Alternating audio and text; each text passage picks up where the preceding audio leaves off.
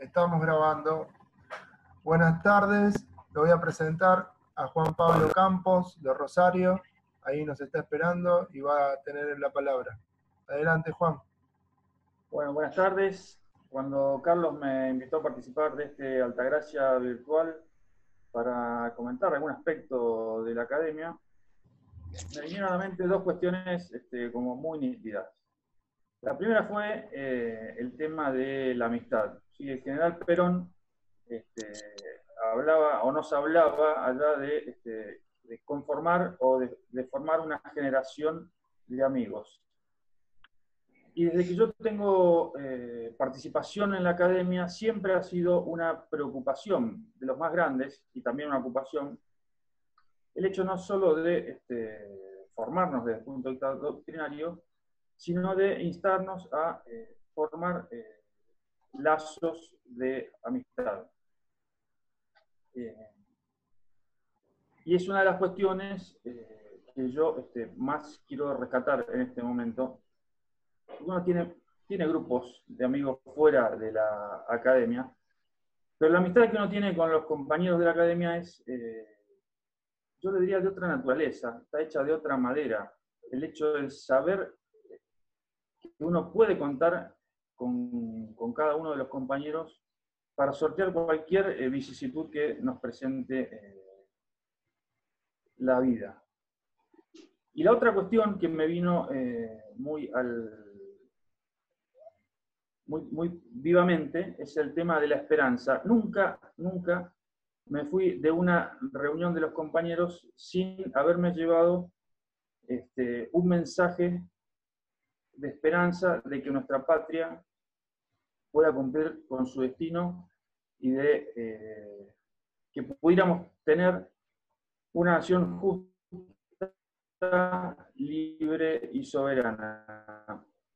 Y no era una esperanza pelotuda al estilo de Susana Jiménez, sino que era un mensaje de esperanza basado en no solo en una lectura y un análisis claro de la realidad, sino también en una profunda fe y en una profunda convicción de el destino de grandeza que pudiera tener nuestra patria. Y estas cuestiones, amén de la doctrina recibida, ha hecho que en mí, ha hecho que empezar a ver la realidad de una manera distinta y de aplicarlo esto no solamente en el ámbito de la academia, sino también en otros ámbitos, como por ejemplo el laboral, como por ejemplo en el ámbito de la docencia, de las formas de dar clases, de qué cosas transmitir, de cómo ver a mis alumnos, de qué es lo que transmitimos también en los fogones de la patria. Y es por todo esto, amén del compromiso de seguir con la prédica, siempre que hayan unos corazones y unos oídos dispuestos a escucharnos, es por todo eso que yo quería agradecer profundamente a todos los compañeros por la amistad y por la esperanza que me brindan en cada momento. Decirles que tengo unas ganas enormes, imbancables diría yo, de volver a encontrarlos y estrecharlos en un muy fuerte abrazo. Les agradezco esta posibilidad y los dejo ahora con Pedro Azcárate. Bueno, ¿qué tal, compañeros? Un saludo a todos desde aquí, desde Jujuy. En este tiempo hemos estado reflexionando y recordando algunas enseñanzas de Alejandro Álvarez, sobre todo cuando nos decía y nos hablaba de la Revolución Mundial. Esa revolución que se hizo desde la modernidad y en contra de la propuesta histórica de la cristiandad, el neopaganismo contra la cristiandad. Y esa enseñanza que nos hacía, nos mostraba que uno de los enfrentamientos clave dentro de esa revolución mundial fue la de exaltar el individuo en contra de la comunidad y también de hacer una revolución de los ricos en contra de los pobres. ¿Y en qué consistía? Consistía en la licuación de los vínculos comunitarios, así como suena, puesto que se trataba, no sé, ahora se habla de sociedad líquida, pero es la ruptura de todos los vínculos que eran vínculos naturales producidos en la comunidad. Esa ruptura nos lleva hoy a poder decir que se trata de una comunidad disociada. Y la militancia en nuestro país durante todos estos años del movimiento nacional, lo que trató permanentemente es de reparar el tejido dañado de la sociedad para crear una comunidad que se organice para contener a todos y dar un sentido a la vida.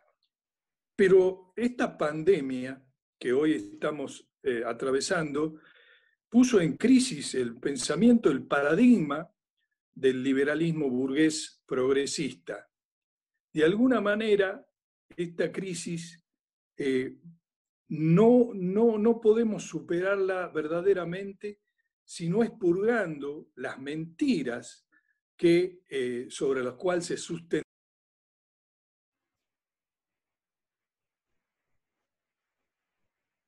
Ahora, podemos ver con claridad lo que es una comunidad, porque este aislamiento y estos cuidados que estamos teniendo, que nos prodigamos, no son por una fobia ni son por un egoísmo personal, sino se trata de un sacrificio y un servicio que tiene como metas el bien común. La rapidación que nos habla el Papa Francisco, el tiempo, digamos, cronológico, medido con el reloj, el tiempo cuantitativo, es lo que se ve afectado fundamentalmente en hoy.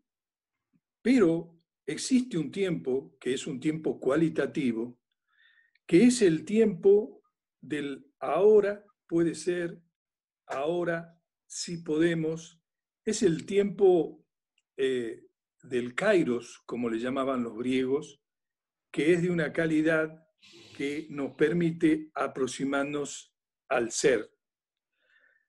El término cuarentena para nosotros suena como arcaico, pero resulta ser de que eso lleva al desconcierto, al miedo y algunas veces algo más. Pero algunos que hicieron fecunda su soledad, ya sea, digamos, en la solidaridad o en la educación del corazón hacia las cosas más elevadas, podemos decir que pueden atravesar esta situación con una mira más alta y que impone un trabajo pedagógico para el conjunto de la sociedad que vive en ese ámbito de la rapidación del consumo desmedido, porque ese sector de la sociedad que ha dado, digamos de así, un freno profundo a todo ese tipo de activismo, hoy podemos enseñar a que existe una posibilidad de transformar ese tiempo cronológico utilitario en un tiempo para el ser, un tiempo para el kairos. El mundo que muchas veces ha repetido la frase de que el tiempo es oro, no sabía de lo que hablaba, porque lo está pagando muy caro. Muchas situaciones se dieron. Por ejemplo, muchas casas se volvieron hogares. Muchas familias se volvieron iglesias domésticas.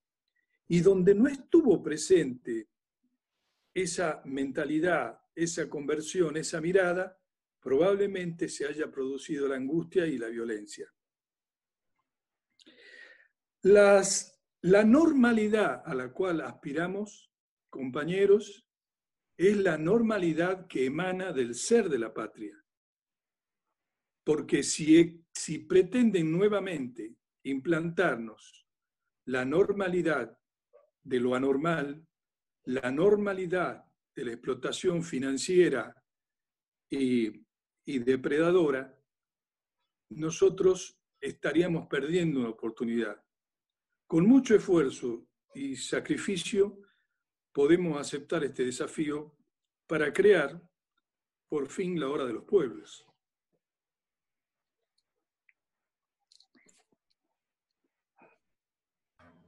Muy bien, te paso la palabra, Carlos. Bueno, en realidad el que tendría que hablar hoy es el compañero Guillermo Robledo, que tuvo un problema con el Zoom, que no lo pudo poner en marcha. Así que en lugar de eso nos mandó 3 audios separados por temática.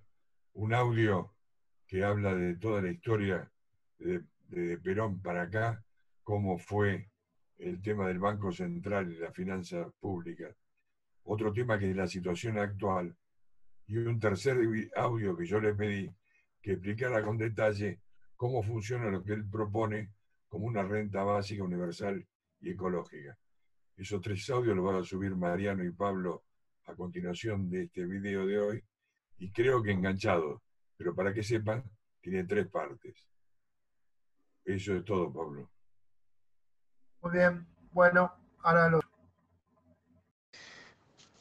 Bueno, este es un mensaje para el compañero Carlos González Barbieri, que me invitó a participar hoy de un aporte a la academia que él dirige de pensamiento peronista.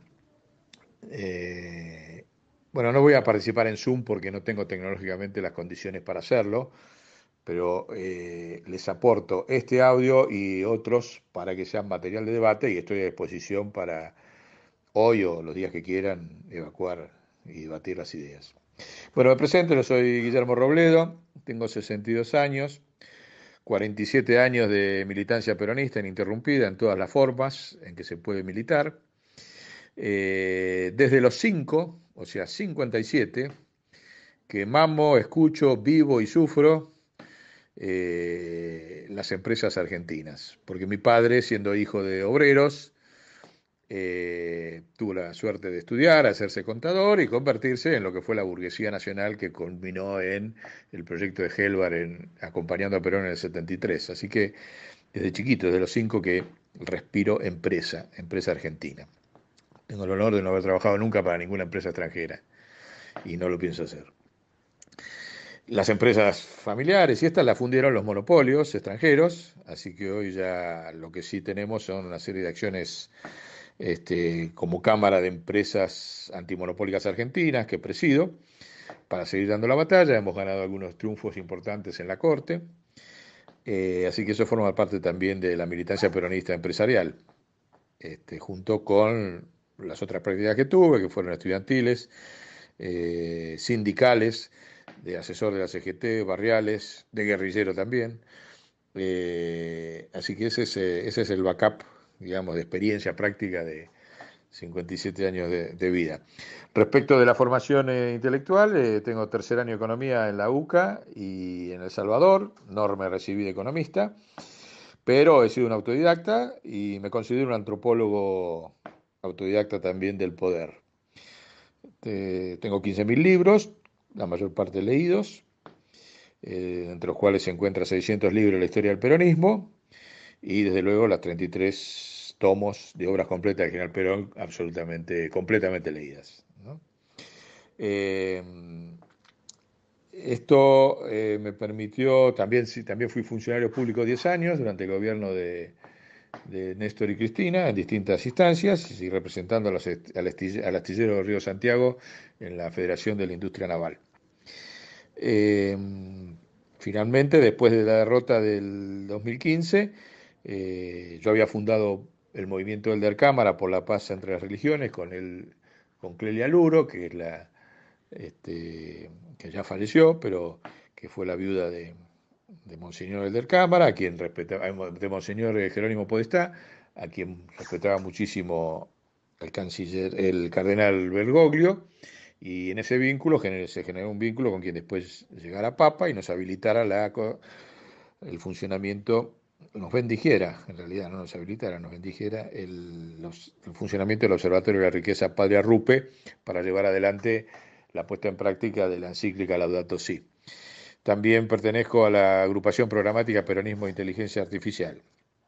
Tengo 30 artículos publicados en revistas, 20.000 hojas de ensayos sin publicar y un único libro que publiqué el año pasado que se llama El General Perón, el desaparecido del siglo XXI. Bueno, con esta presentación lo que quiero aportar desde mi experiencia es que yo creo que hay que es una gran oportunidad e inevitable de hacer una gran autocrítica en el peronismo de la parte más olvidada, menos estudiada, menos reivindicada, menos conocida científicamente, y a la vez la estratégica, es la parte estratégica para el futuro de la patria, que es la práctica, el pensamiento y la práctica peronista que puso en vigencia Perón cuando fue presidente las 3 veces en materia de temas monetarios y Banco Central. Realmente nosotros podemos demostrar científicamente que la felicidad peronista nació en el Banco Central, no nació en el 17 de octubre, ni tampoco en la Constitución del 49. Perón, antes de asumir, fíjese la cronología, 17 de octubre, ya sabemos cuál es toda la secuencia, pero ni bien gana las elecciones, empieza la política de nacionalizar los recursos monetarios y financieros estratégicos en el Banco Central. Y una vez que desde ahí da vuelta la correlación de fuerzas para la patria en el país, recién en el año 49 plantea la reforma constitucional. O sea, cuando ya se logró una masa de consenso, de una fuerza nacional suficiente para que la constituyente salga a favor del pueblo. Y sin esa decisión del Banco Central, el 17 de octubre podría haber quedado en una gesta épica, gloriosa, de haber liberado al líder, al general, pero si después fracasaba el Banco Central, el 17 de octubre quedaba como un hecho más convertido en derrota. Así que para nuestra interpretación, felicidad y las políticas que se hagan del Banco Central son la misma cara, nuestra interpretación peronista. Y no es solo nuestra a esta altura de los acontecimientos, sino que en los últimos 40 años, en el mundo, esta es la concepción que ha primado, bajo distintos discursos políticos, regímenes políticos, tal como lo preveía Perón en sus libros, que yo creo que son esenciales. Ningún peronista que no haya leído Los Vendepatria, La Hora de los Pueblos, puede entender la dimensión de vigencia que tiene hoy Perón en su pensamiento. Esos son libros mucho más importantes de conducción política, pero muchísimo más para la coyuntura mundial. Porque ahí, lo que está dicho ahí por Perón se puso en práctica. Hoy el 85% de la población mundial vive bajo sistemas monetarios y de bancos centrales con la lógica que sembró Perón. Que no fue la lógica leninista de la dictadura del proletariado, ni tampoco del liberalismo de Milton Friedman, que gobernó cínicamente la globalización financiera en los últimos 50 años. Ese 85% de la población, que abarca prácticamente el 75% de los estados en el mundo, o sea, toda Eurasia, toda Europa, ¿qué es sino peronista? El euro del Banco Central Europeo, emitiendo moneda para que el resto de los países de Europa funcione. Bueno, no vamos a entrar en los detalles técnicos, pero eso es peronismo, con caretas o con concepciones o respeto cultural de cada pueblo distinto, pero en esencia, desde el punto de vista de lo monetario y lo financiero, es lo mismo que hizo Perón. Incluso el Brexit inglés también es peronismo, el reciente Brexit inglés. ¿Por qué? Porque tomó una decisión soberana. Dijo, en esta crisis mundial, que los ingleses la veían venir de acá a la China, como siempre, dijeron, no, yo la moneda la emito yo lo que haga falta, y la dirección a donde yo haga falta, yo no voy a estar dependiendo de Europa. O sea que el Brexit también es una decisión peronista. ¿eh? Montones de experiencias demuestran que la concepción está vigente en el mundo, se expande, barrió la concepción leninista, ha barrido ahora, con esta crisis se termina de barrer la concepción liberal monetaria de Milton Friedman en el mundo, y con ello van atrás todos los paradigmas de las convenciones del año 48. Y la Argentina, paradójicamente, en el mes de abril, este mes que acabamos de terminar, es la primera vez que, es paradójico, pero parece que el presidente hippie, puede llegar a ser el primer presidente hippie peronista, porque de hecho lo que ha hecho en abril y lo que va a estar obligado a hacer durante todo su mandato para terminar bien, es recuperar la soberanía monetaria de emisión de moneda, independiente totalmente de cualquier anclaje, porque si hay una falsedad colonial, es que la moneda tiene que tener un respaldo en oro, en dólar, en euros. No, señores. Perón y esto, 85% de la población respaldan su moneda en el mundo en su capacidad de organización, de comunidad organizada monetaria y financiera en sus países, lo que les garantiza una producción y cada vez más soberanía alimentaria, energética, financiera, tecnológica y cultural. Esa es la tendencia triunfante en el 85% de la población mundial. Entonces, eso se ha caído en la Argentina en el mes de abril. Nosotros estamos muy contentos con lo que ha pasado, porque ya les digo, el hippie se va a tener que hacer peronista. Lo de socialdemocracia, eso es una anécdota. Porque el pueblo lo va a obligar. No es que es una convicción ideológica, pero bueno, así es la dinámica de la política. El hombre y sus circunstancias, y las circunstancias mandan al hombre, es así. Así que bueno, esa es me parece la experiencia macro, que tenemos que estar muy contentos, y salir a batallar, como les digo en otro audio que acompaña a el programa para adelante de que esa autocrítica de lo que hemos hecho desde que murió Perón se revierta en materia monetaria y financiera. Y acá es donde quiero aportarles otro libro importantísimo que me parece que todo peronista tiene que leer, que es la teoría de la doctrina del shock de Naomi Klein. La doctrina del shock de Naomi Klein es un libro donde ella es una canadiense que ha venido mucho a la Argentina, respeta mucho los movimientos de lucha sociales de la Argentina, y en ese libro ella expresa cómo Milton Friedman y el sistema funciona con una doctrina de aplicación de shock emocional y cultural sobre las poblaciones a colonizar o a desestabilizar o a conquistar, para que queden en un estado tal de parálisis y de miedo que aceptan ser reseteadas con las doctrinas imperiales. Eso es en síntesis la doctrina de Naomi Klein. Empieza explicando cómo funcionó eso en la dictadura de Pinochet, después en la dictadura argentina, después, y termina, digamos, con todas las experiencias en el mundo. Hace una recopilación, o sea que es muy valioso, muy científico, muy bien documentado y con muchas raíces en la Argentina, muchas raíces en la Argentina. Y el tema es que los peronistas fuimos víctimas de esa doctrina del shock.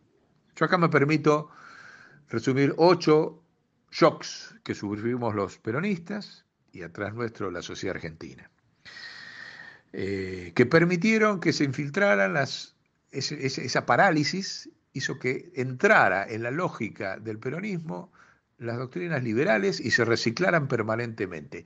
Cada vez que se iba a producir una recuperación de soberanía emocional del pueblo peronista, porque esa es la estrategia de los imperios, es que esas doctrinas de que la soberanía emocional se caiga y eso permite tomar ideas en contra de los intereses de la nación y de los pueblos. Cada vez que se estaba por reconstruir eso, nuevo shock planificado para reciclar las teorías de Milton Friedman Desde la cuenta de regulación monetaria en la dictadura hasta hoy, o hasta abril, diría yo. El primer shock fue la muerte del general Perón, no hace falta describirlo, lo que significa, y después el inicio de la violencia de las 3A. Eso produjo un gran shock del cual todavía somos víctimas como movimiento peronista y como Argentina.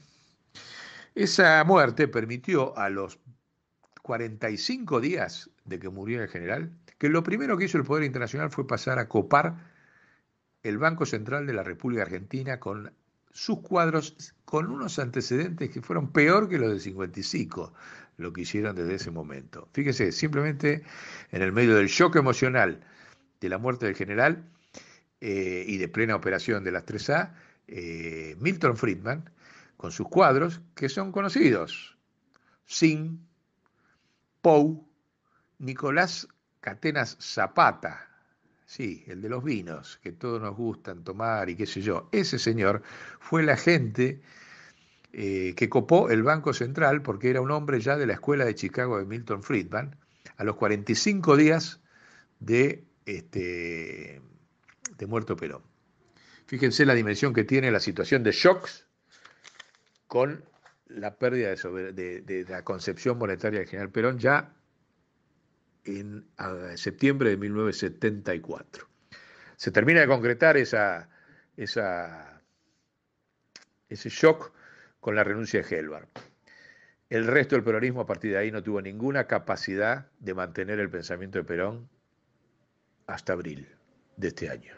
Esa es la realidad. El peronismo kirchnerista hizo algunas cosas y demás, pero no pudo salir de esa lógica. De hecho, el propio Kirchner, cuando dice que a quién quieren que pusiera en el Banco Central, a Kunkel, recordemos que puso a Prat Gay, a Redrado, bueno, todo en una mecánica de intento de negociación frustrada con el poder internacional. Se puede entender desde el punto de vista pragmático, pero la realidad es que no logramos volver a la gestión monetaria y financiera del general Perón desde que él murió. Después, bueno, vino el shock del genocidio, ya lo conocemos, donde todas estas políticas internacionales sobre el sistema financiero se profundizaron. Después vino la derrota electoral, otro shock, donde pensamos que íbamos a volver, resulta que no pudimos volver. Después vinieron el shock de las hiperinflaciones, cuando vuelve Menem y las privatizaciones, el abrazo con Rojas, y que el poder internacional, Cavallo, pase a manejar la política monetaria. Bueno, eso fue otro shock muy fuerte, que derivó en la pérdida de soberanía total del patrimonio, la entrega del patrimonio nacional, bueno, todo lo que ya sabemos que lo que fueron las privatizaciones en la Argentina. Fíjense que Perón en el 73 lo primero que hizo fue estatizar los canales de televisión. Y la primera privatización, que está olvidada, que hizo Menem, fue de los canales de televisión. Después, otro momento traumático, de shock traumático, donde se profundizó la política, fue la muerte del hijo de Carlos Jr., muerte o accidente, para mí fue atentado, para justamente, dado que eso fue 15 días antes del balotaje, que lo perdía Menem, está olvidado, Menem perdía ese balotaje.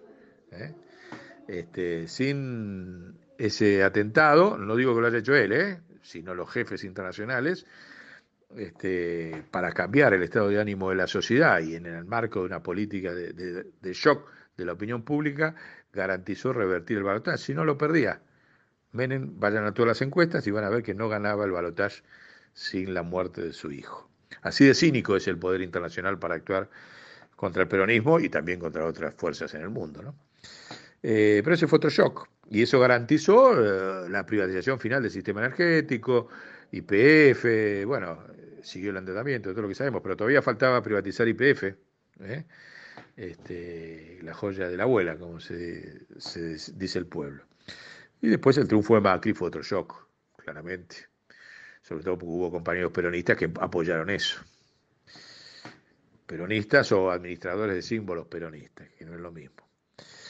Y bueno, ahora estamos en la crisis actual, que es otro estado de shock, y que inevitablemente yo creo que este estado de shock crea las condiciones, como lo escuchan en el audio que sigue, para volver a recuperar las prácticas peronistas financieras y monetarias que hizo el general Perón. Bueno, no quiero extenderme más. Otro aporte que quiero hacer al debate, que lo van a ver en mi libro, en el general Perón, el desaparecido del siglo XXI, significa que también desde que murió Perón, los administradores de símbolos peronistas, que no es lo mismo que ser peronista, perdieron su método central. Perón tenía un método que está basado en el filósofo más grande de Estados Unidos que vivió en el siglo XIX, que fue Peirce, el fundador del pragmatismo y de la semiología en el mundo. Un monstruo, realmente todos lo calificaban, era el Aristóteles del siglo XIX, a ese nivel. Y su método era la abducción, un método que superaba, absorbía y potenciaba la inducción y la deducción. La inducción y la deducción son métodos imperiales, ingleses, franceses, que permiten el pensamiento colonial. El método del general Perón, la abducción, también se borró por completo de los administradores de símbolos peronistas, y solamente lo recuperó el Papa Francisco. El Papa Francisco fusionó el método de abducción de Peirce con la Biblia, y de ahí nació la encíclica Laudato Si. Fue el Papa que recuperó el método del general, que nosotros tenemos que incorporar como metodología para interpretar y para ayudar al mundo desde la Argentina. Así que bueno, estos puntos así son los que aporto a la invitación que me ha hecho Carlos. Le agradezco muchísimo y le agradezco a todos los compañeros peronistas de las distintas provincias que, si no se aburren, escuchen y me interpelen sobre lo que he dicho en este audio. Y estoy acá a disposición, más allá del encuentro, todo el año, porque estoy muy optimista, yo creo que vienen épocas muy fértiles, y porque el enemigo ha quedado desnudo. No es solamente el rey ha quedado desnudo, como decía ese cuento tan conocido, sino todo el enemigo ha quedado desnudo con esta crisis, y solamente la dinámica de estos países que han hecho peronismo, que mencioné al principio, se va a extender ahora a todo el mundo. De hecho, en el propio Estados Unidos están surgiendo un montón de nuevos dirigentes dentro del Partido Demócrata que reivindican a Perón y Evita. Así que vamos, compañeros, que es la hora nuestra. Un abrazo a todos. Bueno, buen día, amigos y amigas del Observatorio de la Riqueza Padre Arrupe y de PIA, Peronismo para Inteligencia Artificial. Vamos a hacer otro audio para el movimiento Gallos y Gallinas por una Nueva Argentina, que viene creciendo, la verdad, que mucho más de lo esperado. Muchísimos compañeros que están en la función pública y por lo tanto no pueden expresar su adhesión pública, pero están apoyándolo por abajo de una forma que no hace falta que sea con nombre y apellido. Viene creciendo. Bueno, como decíamos, los acontecimientos semanalmente van a seguir potenciando nuestras cursos de acción, nuestras ideas. Esta semana ha vuelto a pasar. El tema de darle imágenes a las ideas ha sido potentísimo. ¿Se acuerdan que nosotros decimos que hay un dique que se rompió en el mundo y acá, y eso ha roto, digamos, los paradigmas de la globalización? Y eso, nosotros decíamos que el tema de por qué el gallo no pisa a la gallina también se rompió. Y vamos a terminar de redondear la idea que dijimos en el audio anterior. ¿Cómo funciona la cosa esta de que el gallo argentino, el pueblo argentino no puede pisar a la gallina argentina? El problema es que el zorro está dentro del gallinero, ¿sí? El zorro es el Banco Central, digamos, el sistema financiero, los bancos extranjeros que manejan el Banco Central de hace 44 años. ¿Y a qué se dedica el zorro? Y sencillo, lleva a la gallina a los paraísos fiscales. Así de sencillito. No deja que el gallo la fecunde y que entonces la riqueza quede aquí. Así de sencillita es la imagen. Entonces la gallina va y pone huevos allá, pero huevos que le son funcionales al poder internacional, pero no a los argentinos. Por eso pone huevos de donde no salen pollitos. Así de sencillito es el esquema. El problema es que tenemos el zorro en el gallinero y hay compañeros que, con buena intención por ahí, pero hacen de teros, o sea, cacarean en distintos lugares, en lugar de ir a sacar el zorro del gallinero, o cantan en distintos lugares en lugar de ir a sacar el zorro del gallinero. También hay ñandúes que meten la cabeza en el pozo de miedo para resolver y ir a sacar al zorro del gallinero. Así se redondea la idea. Ahora bien, ¿qué pasó esta semana? Porque nosotros estamos muy optimistas. Les comento que el movimiento Gallos y Gallinas ha tomado contacto directo con el directorio del Banco Central. No vamos a decir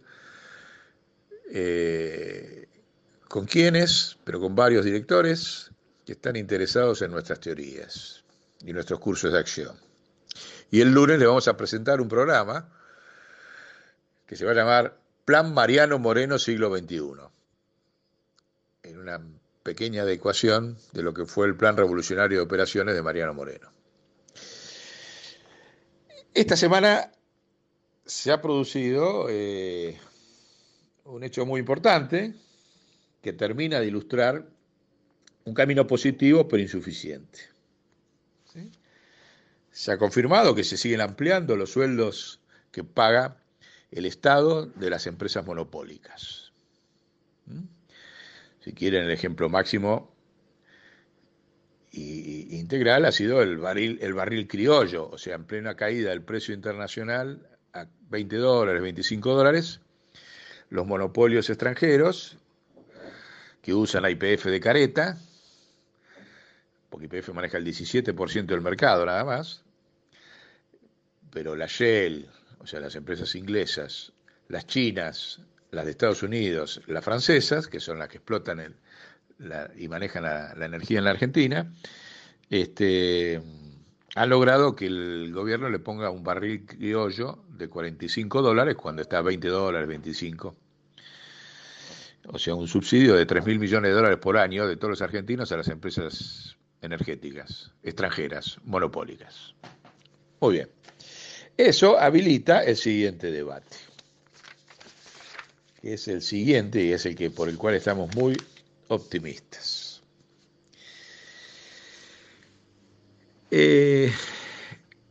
Creo que ha quedado demostrado en los periodos con los 4 años de Macri y como viene la mano en estos 6 meses del Frente de Todos, que la única causa de la inflación son los monopolios.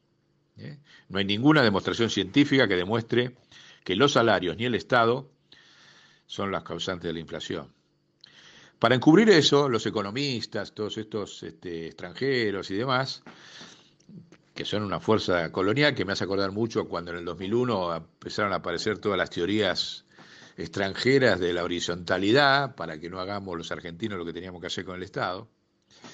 Desembarcaron montones de teóricos de afuera que nadie sabía, nadie conocía y para evitar de que surgiera una nueva fuerza política. Bueno, acá está pasando lo mismo con todos estos economistas europeos, yanquis, que incluso están en el ministerio.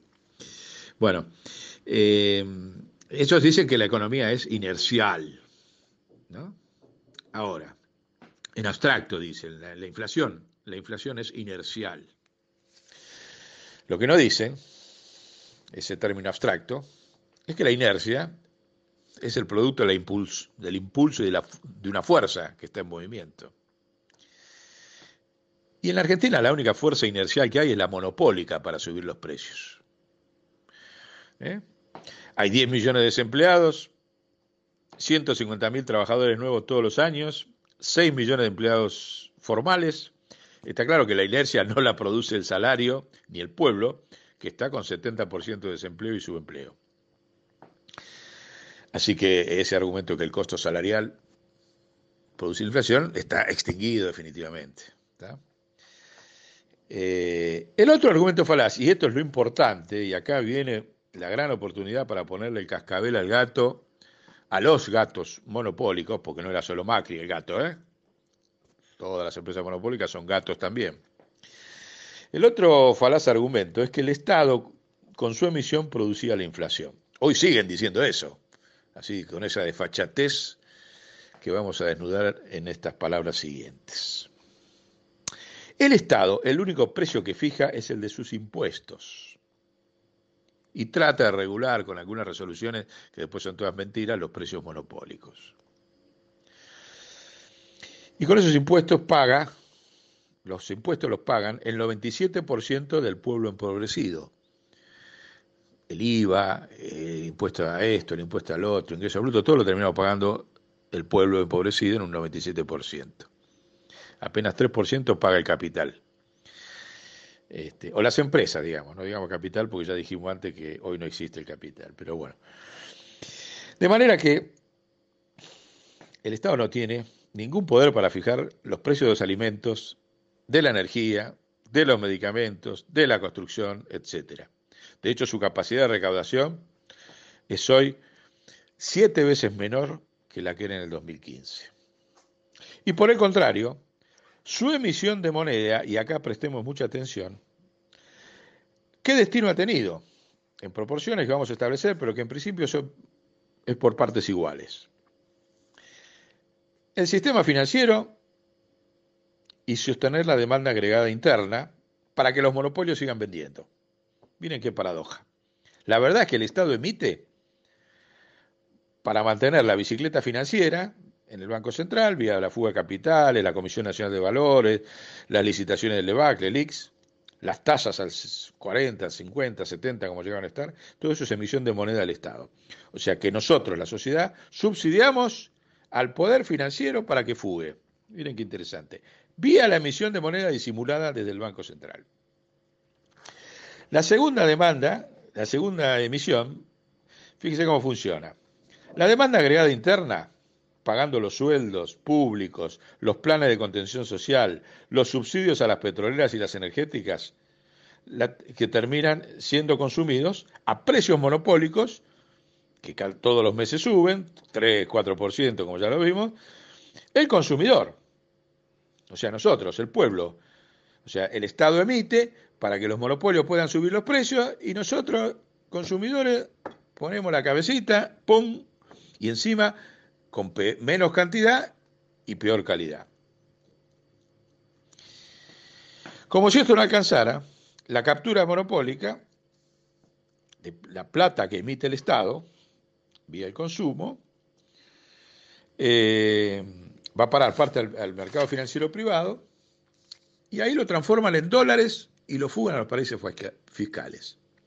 Conclusión, el monopolio financiero de 10 bancos, 5 extranjeros y 500 empresas monopólicas y cadenas de monopolios, como son los supermercados y demás, son la causa de la inflación, cubierto por su aparato mediático colonial, porque todos los medios de comunicación están financiados por este poder financiero y monopólico.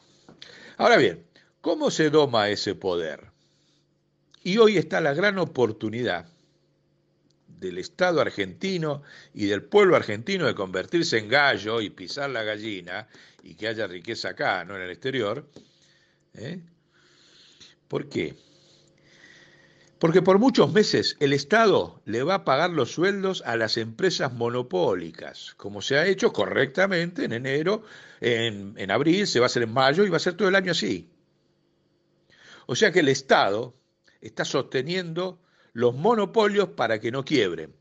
Para que no quiebren Techín, para que no quiebre Clarín, para que no quiebre la Shell, para que no quiebre Total, para que no quiebren las empresas chinas del monopolio energético, para que no quiebren los supermercados, Coto, Carrefour. En una palabra, el Estado argentino con su emisión de moneda, en la moneda nacional argentina, esa que dicen que no tiene valor, miren sin ser cínicos, que por un lado se la pasan diciendo que no tiene valor la moneda argentina y por otro lado desesperadamente piden que la emitan para no quebrar. Miren si serán cínicos. los periodistas, los académicos, los empresarios. Pero bueno, no voy a levantar más presión, me calmo un poco.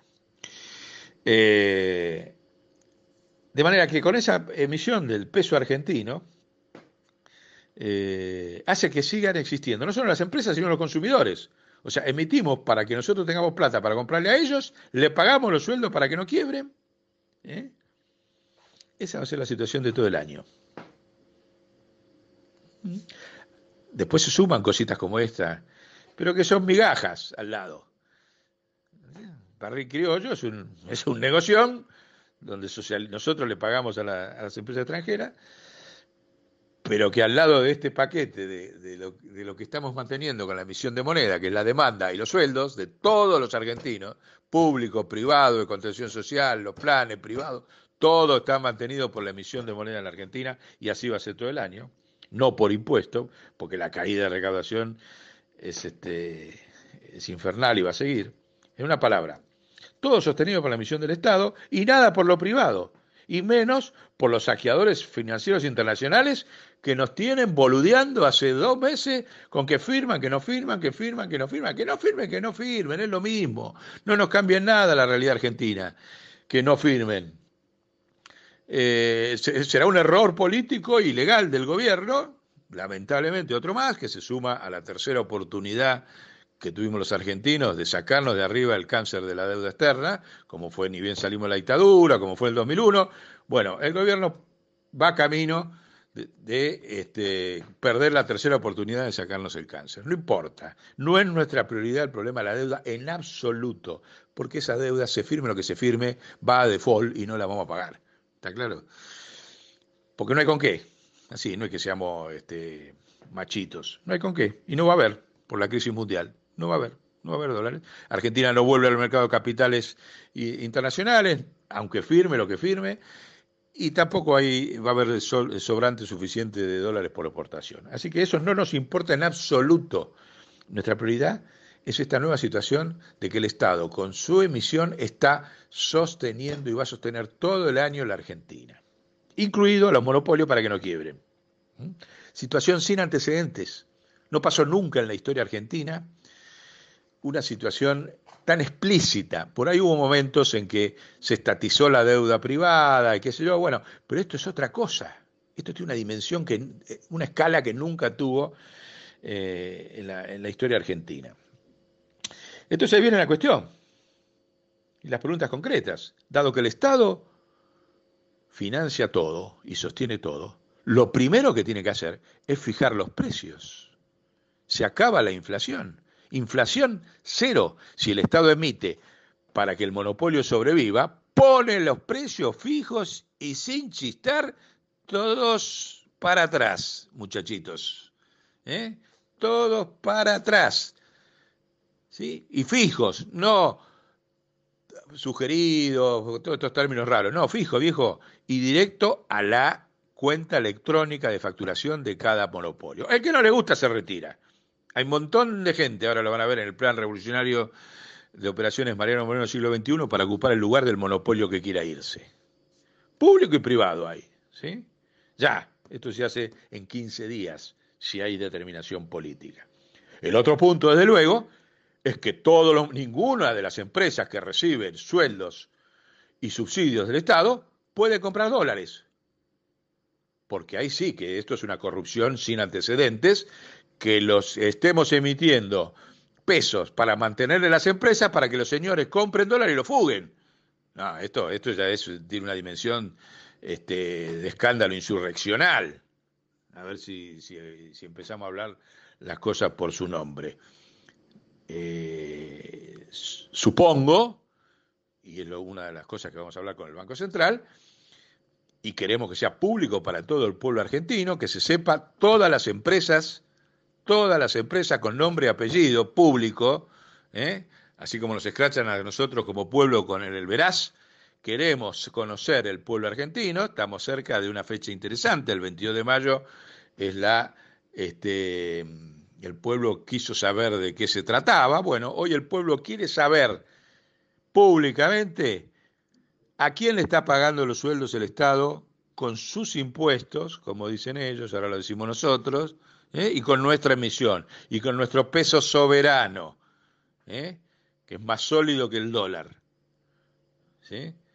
Entonces queremos saber los nombres, porque sabiendo los nombres el pueblo va a controlar y se va a encargar de que esas empresas no fuguen, hasta que el Estado arme el aparato que necesita adentro del sistema financiero para evitar eso. Pero desde luego descarto que el ministro Culfas ha puesto una cláusula para poner el barril criollo de que no solamente no suben los precios de los combustibles, sino que tampoco esas empresas están habilitadas a comprar $1 para fugar. Y si tienen que comprar algún dólar para su honorable actividad productiva, supongo que también estará planificado dentro del barril criollo explícitamente si esos insumos que usan las petroleras se pueden hacer en la Argentina o lo van a traer importado como hacen siempre y con eso subfacturan y fugan. Supongo que el barril criollo tendrá esas tres cláusulas: precio fijo, plan explícito de insumos importados, plan de sustitución de insumos importados por producción nacional y prohibición total de comprar $1 para fugar. Eso lo descarto, pero lo quiero ver. Se lo pregunto públicamente al ministro. Ahora bien, plantea esta situación, como nosotros no nos quedamos en la crítica y demás, y el movimiento Gallos y Gallinas por la Nueva Argentina tiene como objetivo, como dijimos, llegamos, lo sacamos a Macri con la consigna, con Cristina no alcanza, sin Cristina no ganamos, perfecto. Ahora, así tampoco ganamos, en términos sociales y económicos, no estamos hablando en términos electorales. Para ganar hay que ampliar el frente de todos. ¿A qué? A los movimientos sociales, a los empresarios, pero no a los de las 500 monopolios, a los de los restantes 100.000 empresarios, pymes, mini pymes y todo lo que quieran, que esa es la clave de la Argentina. Y esa va a ser la clave, como lo van a ver el lunes, del plan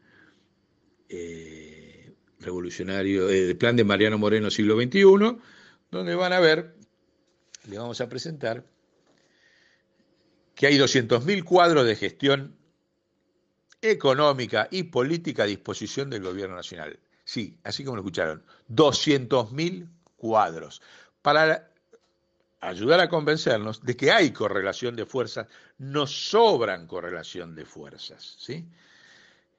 La cuestión política la decisión política es, ¿la usamos o no la usamos?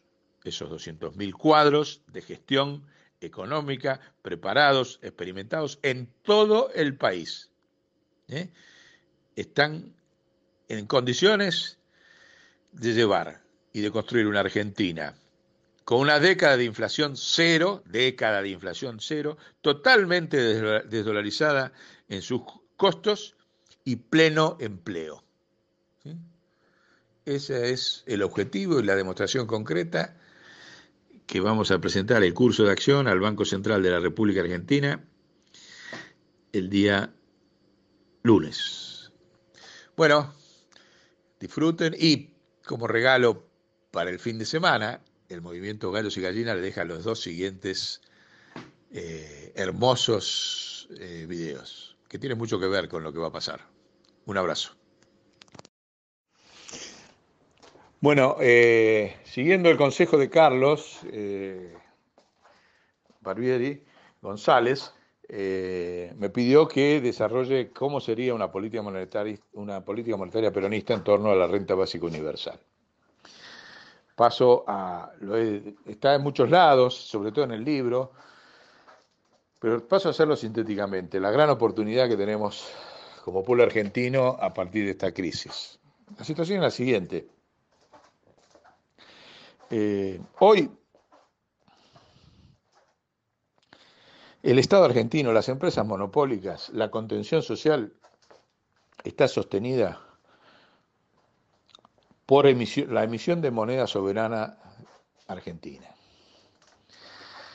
Estarían todos quebrados, incluso los monopolios, si el Estado no hubiese pagado los sueldos de abril, va a tener que pagar los de mayo y va a seguir todo el año pagando. Ahora bien, esa emisión de moneda resuelve el problema de los 6 millones de trabajadores que en la Argentina están entre públicos y privados bajo convenio de paritarias, aún con sueldos bajos, porque hay un sueldo promedio de 40.000 pesos. Y hay un sueldo de contención con el resto de los 15 millones de argentinos, entre jubilados y esto, que no pasa los 20.000 pesos, incluidos los planes sociales. Obviamente está todo abajo de la canasta familiar, que está en 90.000 pesos. Nosotros planteamos que hay que pasar a un salto de establecer una renta básica universal emitida por el Banco Central directamente a las cuentas individuales, tanto de los trabajadores bajo convenio como del sector contenido, para poner un término que los abarca, de 40.000 pesos arriba de sus ingresos actuales. Eso permitiría duplicar el Producto Bruto Interno Argentino. Pero no es solamente que lo permitiría, no hay otra forma de sacar al pueblo argentino de estos niveles de sobrevivencia, donde nada más la gente se dedica a comer, no puede hacer más nada que comer y mal. Por lo tanto, el Producto Bruto Interno de la Argentina, si no se hace la renta básica universal ecológica, como lo decimos nosotros, después vamos a desarrollar ese tema, el Producto Bruto Interno de este año va a ser 70.000 millones de dólares. Estamos en el promedio de los países africanos y un poco arriba del haitiano. Esos son los datos reales. Porque toda la población está en condiciones de sobrevivencia. ¿Quién se va a comprar un coche? ¿Quién se va a mudar? ¿Quién se va a cambiar la pilcha? ¿Quién va a hacer turismo? Nadie. O sea, la crisis ha llevado a todo el mundo a un piso y el Estado emite para que esté ese piso de sobrevivencia que evita la convulsión social. Sin renta básica, eso no se recompone. No hay otro mecanismo científico, no hay paritarias, ni hay créditos internacionales, porque no lo va a haber, aunque firmen el acuerdo internacional, no va a haber créditos internacionales, lo sabe todo el mundo. Estamos afuera del mercado mundial, estamos sin mercado nacional, mercado mundial financiero, estamos sin mercado nacional. O sea que el sistema clásico de capitalismo que funciona con crédito no va a existir. No va a existir. ¿Para qué va a tomar crédito una empresa si no tiene venta? ¿Me voy a endeudar? ¿Para qué? Ni eso, ni van a tomar los créditos. Entonces, es una situación totalmente novedosa, que solamente se resuelve con este mecanismo, que a su vez al Estado le da una oportunidad histórica, estratégica, porque si yo voy a mantener las empresas, los sueldos y la demanda agregada, yo tengo todas las condiciones para fijar los precios y terminar con el cáncer de la inflación, como está aplicado en el otro audio que mandé. O sea, si yo emito, yo te fijo el precio, pero te lo fijo bien, te lo fijo electrónicamente, no jurídicamente para que después me haga hacer el perro, no, técnicamente. Tu sistema de facturación no puede, señor Monopolio, ¿no? Señor Monopolio, usted, el sistema de facturación se define acá, en la mesa de las paritarias, y se incorpora electrónicamente vía los instrumentos que tiene el Banco Central, no la Secretaría de Comercio, que no tiene ningún instrumento, no existe la Secretaría de Comercio, vía el Banco Central, le pone, le fija electrónicamente los precios para que no haya inflación, porque va a haber una fuerte recomposición de la demanda, ¿sí? Total, producción acá sobra de todo. A su vez, ahí también se determinan cuál es la real necesidad de dólares, van a ver que es mucho menos de lo que se dice, para reactivar la economía argentina. Porque cada empresa viene y sincera su proyecto en ese sentido, de cuántos dólares necesita para producir, y también se compromete a dejar de operar en el mercado financiero, comprando dólares y sacándolo al exterior. O sea, estamos en crisis, por lo tanto, durante 2 años, muchachos, acá nadie saca un dólar de la Argentina. ¿Sí? Si yo voy a emitir como Estado para recomponer la demanda agregada vía renta básica, para pagar los sueldos, o como ahora el barril criollo al doble del precio internacional, señores, ustedes no sacan un dólar, porque estamos en crisis.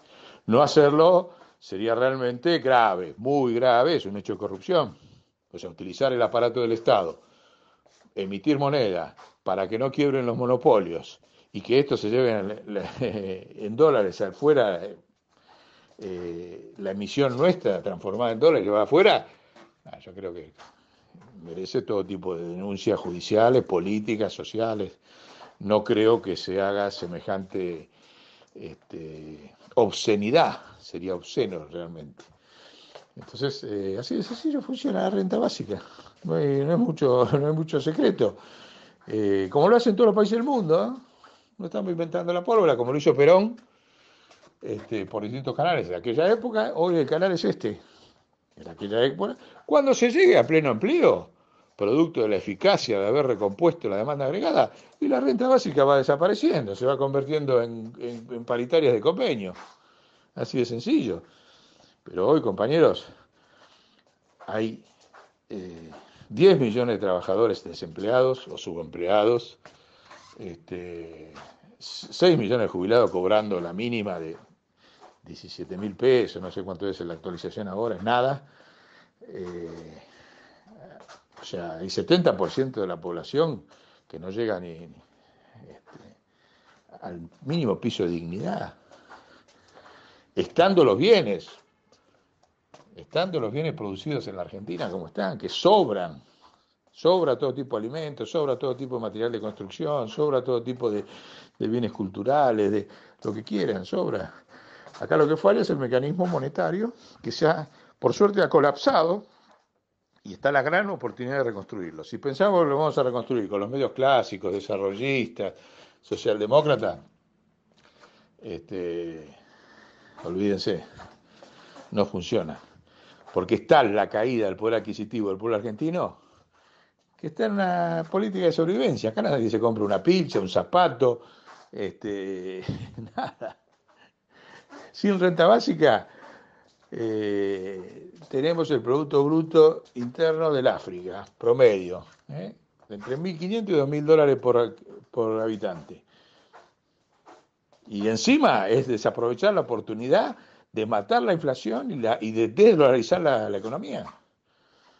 Porque el Estado va a tener no solamente la información, el poder de poder imponerle condiciones a los monopolios. Y monopolio que no acepta, que se vaya, no hay ningún problema. Total, hay 1.000 otros monopolios que van a aceptar o fuerzas nacionales que lo van a aceptar. Entonces no nos pueden poner ninguna condición. Al revés, por primera vez estamos nosotros en condiciones de poner condiciones a ellos. Ese es nuestro diagnóstico.